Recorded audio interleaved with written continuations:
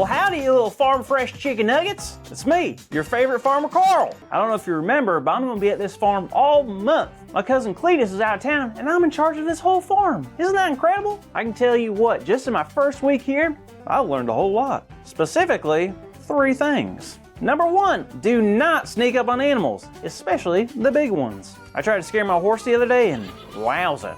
I thought my head got kicked 2 counties over. Number 2, milk does not grow in milk jugs in the ground. I dug for days around here trying to find some milk. But after some research, I found out that milk comes from a completely different place. And finally, number 3, everything is alive. Let me explain. I had no idea exactly what happened on a farm until I got here. But now I'm realizing pretty much everything around here, it's alive. The animals, the nature, even the vegetables.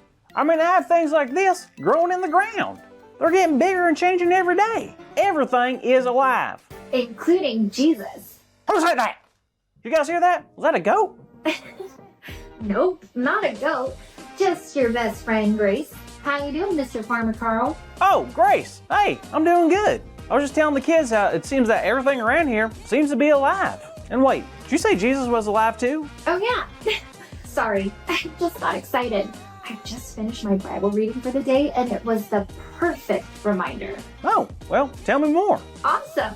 So, you remember last week when we talked about Peter and how Jesus was captured? How could I forget? Well, the thing is, they had taken Jesus and planned to punish him, even though he had done nothing wrong.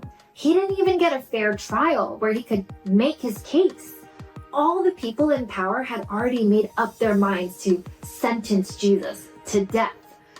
But before that, they put a crown of thorns on his head. They beat him and treated him very badly. Ugh, I hate thinking about that. I know, it wasn't easy for Jesus at all. They took him and they hung him on a cross, putting nails in his hands and feet. While Jesus was up there on the cross, he began to pray to God.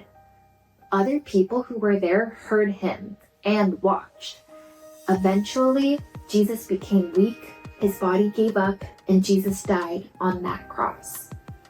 I've heard this story so many times before, but it never stops being the saddest story ever. It's even sadder because it's a true story of what Jesus went through for us. The good news is that it wasn't the end. When Jesus took his last breath, the earth began to shake. An earthquake shook the land so hard that buildings rattled and the curtain in the temple tore apart. Everyone was blown away, and it became very obvious to everyone there that Jesus was truly the Son of God. Of course he is. They should have known that from the beginning. Well, after that happened, a man named Joseph asked if he could take care of Jesus' body.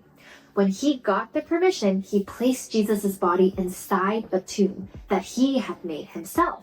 So they wrapped up Jesus in a cloth and placed him in this tomb. Didn't they also have a huge rock that they rolled in front of it? They sure did. Now, before Jesus was on the cross, he had told his people that after 3 days of being dead, he would rise and live again. So the leaders made sure to put a huge rock in front of that tomb so that none of Jesus' followers could take his body and pretend to make that proclamation come true. It didn't matter though, because nearly everyone forgot that Jesus said he would come back to life. I mean, it sounds impossible. So no one came looking for him on the 3rd day? Huh. Well, he did get visitors, but mostly to mourn him. 2 of the people that showed up at the tomb were Mary Magdalene and the other Mary.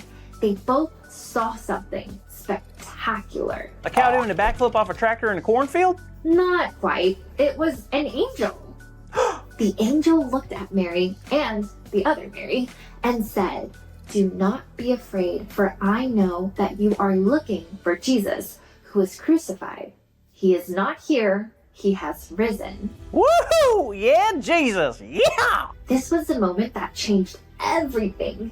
Jesus came back to life after being dead for 3 days. This was unheard of, and it meant that Jesus was telling the truth about it all. He truly was the Son of God, and there was no denying it now. I love that. He proved it right then and there. Jesus is alive. And not just on that day.